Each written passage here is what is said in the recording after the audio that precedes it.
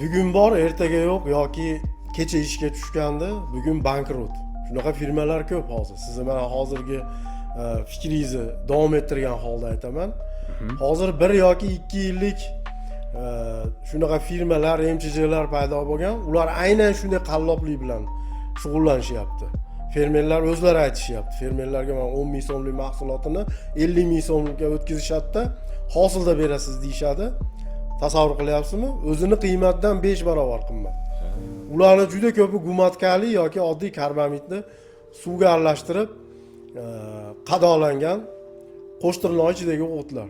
Tabiiyki, hosilda to'lov qilish fermerlarga ham yoqadi. Albatta. Olib ishlov qiladi, yakunda esa natija 0.